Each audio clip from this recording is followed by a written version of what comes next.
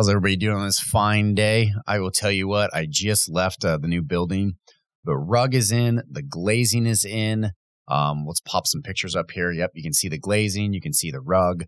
I am giddy. I haven't, let's see, over 20 years of being in business, and I have never had an office with a window.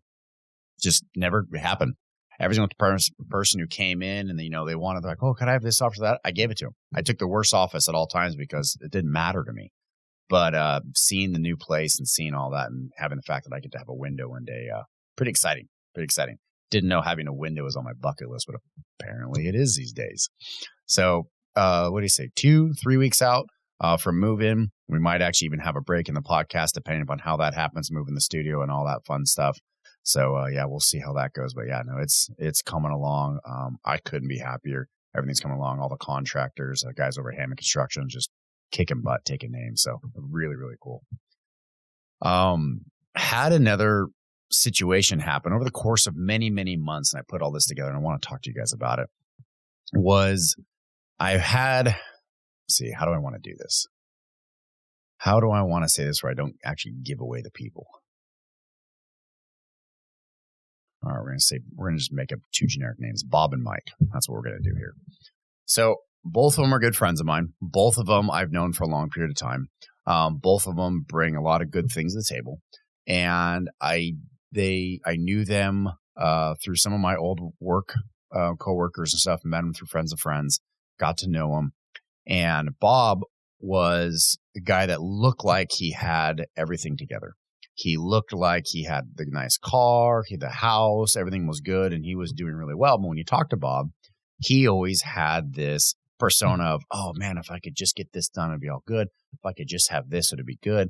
And I really wish my wife would just listen to me. And there was always just something he wished he could go for.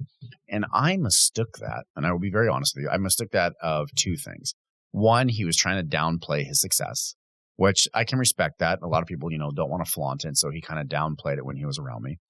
And then the other part of it was, maybe he just wanted to talk about the things that were bugging him and had a friendly shoulder to cry on or whatnot, or just kind of help out and say, hey, what are your opinion? That maybe he valued my opinion.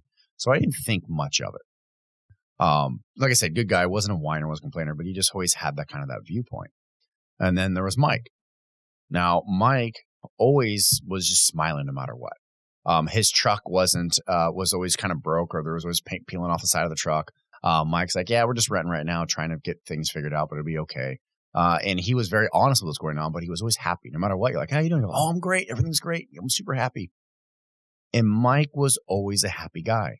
At the end of the day, you wanted to hang out with Mike over Bob. You really did. Because Mike just brought everything to light. It was fun. It was exciting. No matter what, it was a good idea. He would kick around the idea and say, oh, this is really neat. Oh, did you ever think about this? Always positive. Always just smiles. Always giggling. Prankster, jokester all the time. He loved to do his little pranks. But for the most part, Mike was just a happy-go-lucky guy. As I got to know them over these last 6, 7, 8 months, I found out that they were almost identical.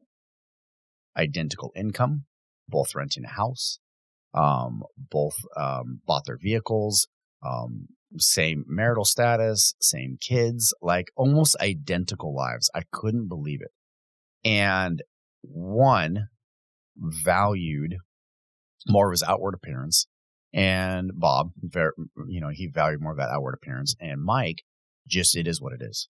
Didn't try to hide it, didn't try to shame it, didn't try to make it bigger than what it was or downplay it. He just called a spade a spade. And I started to watch these two and kind of take notes and observe them. And then I thought of an old speech, an old seminar that I went to a couple years ago. And this speaker was talking about a state of mind. And I actually grabbed the notes here, and I want to say it exactly how it is, because I don't want to sugarcoat this or screw up this statement. There are two types of being a space of mind: at effect or at cause. Those are the two. 10,000 different personality types out there. Yes, we know that. That's not what I'm talking about. There's a state of being, a state of where your mind's at. And if you are an at effect person, you are always living in the past or being retroactive. You're thinking about what if, coulda, shouldas. You're thinking about, oh, if I'd only done this, If my wife had only listened to me then, what's going to happen to me now? That at effect, whatever's happening around that person, it's going to affect them. And they are going to be somewhat in a state of a victim state of mind at all times. So if you're an at effect person and you look at this and go, oh, I wish I had been this way. I really wish I had the nice shoes. Or, oh, if I had done this, I might have landed that client. And you're always thinking about the shoulda, woulda, couldas. You are living in an at effect state of mind. That's where your head's at. That's where you're at.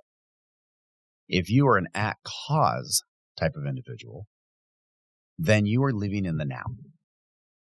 I think they even in this, I was flipping through this, it said, even they asked Yogi Berra, what time is it? He goes, it's now. He goes, well, what time? No, now. At every given moment in time, it's now. They're living in the now.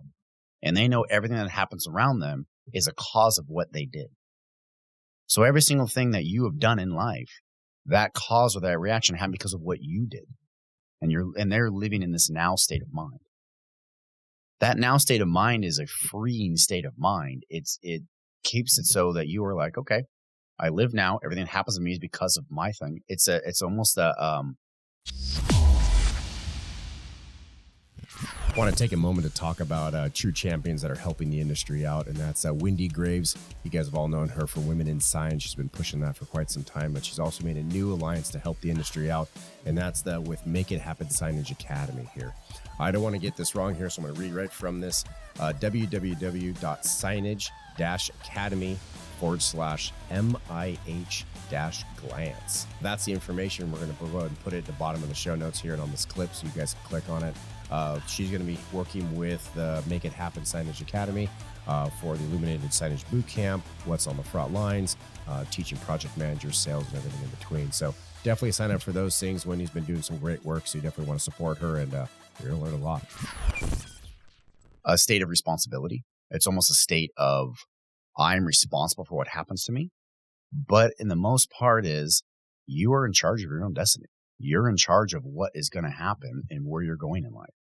If you want to get to a promotion, you want to get the nice car, you want to have something materialistic in your life that you want to strive for, you can literally manifest that by thinking long, hard enough and figuring out how to get to it. The best person that lives at the at cause state? A 3-year-old. Think about it. When they want that candy, that is the only thing on their mind, right? Can I have a piece of candy? Can I have a piece of candy later? If I eat all my dinner, can I have a piece of candy? They are relentless.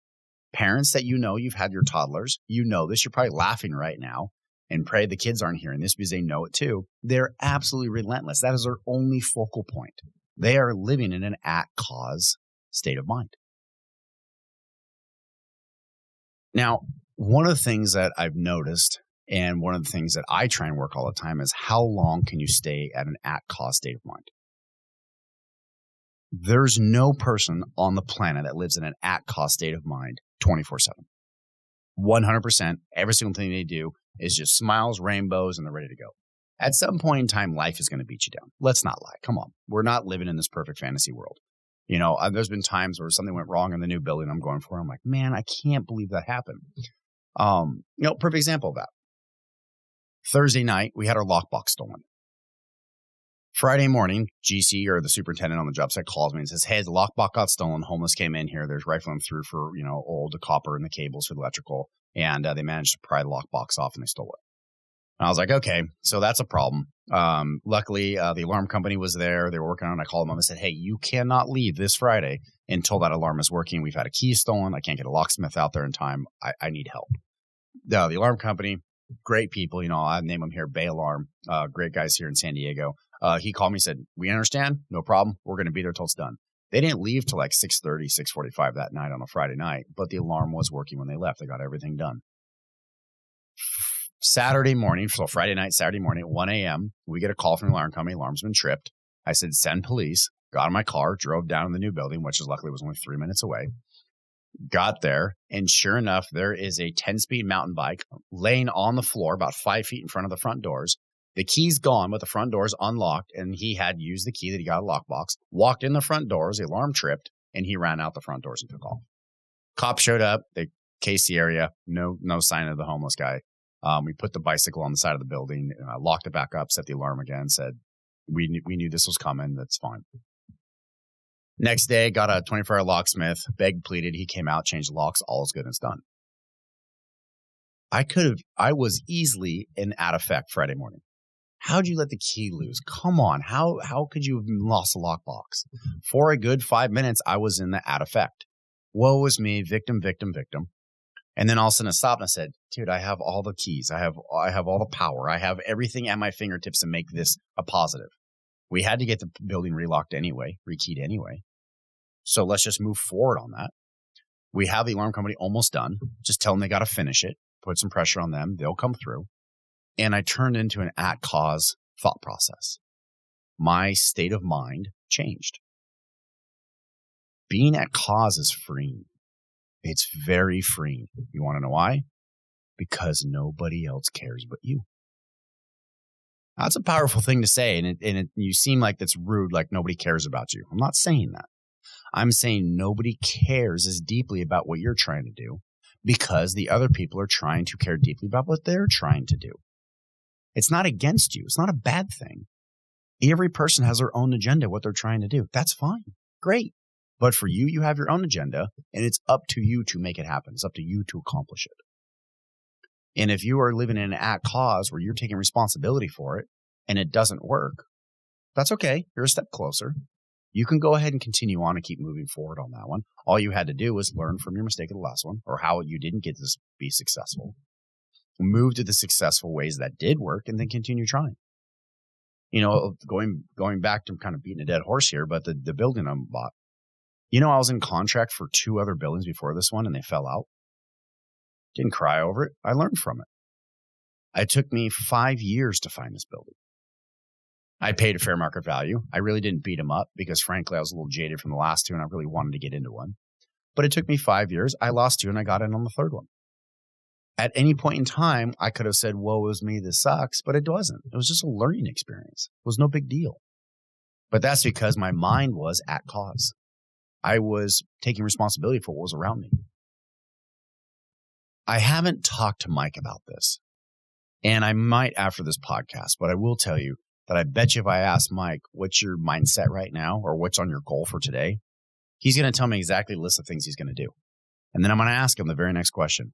What if you didn't get that one done? What would your personality be, your state of mind? He would say the same. And I'm sure he would almost question my questioning. He would go, why? So what's the big deal? I go to tomorrow. I'll get it done tomorrow. Get it done the next day. It's on me to get it done. He has such a, just an understanding of the at cause being he's been in it for so long that he's just, just a happy-go-lucky guy. You know all those people that we talk to all the time, the happy-go-lucky ones. How much fun are they to be around? They're almost the life of the party. When you think about throwing a party, those are those 2 or 3 people that you have to invite, right? Because they are the life of the party. I bet you they're running in an at cause state of mind. I bet you they're not woe is me and being at effect. The more you think about it and the more you apply it to your day-to-day grind, I bet you the more you're going to find yourself falling into one of these categories more often than the other. At cause or at effect. The more you're at cause, the better off you're doing.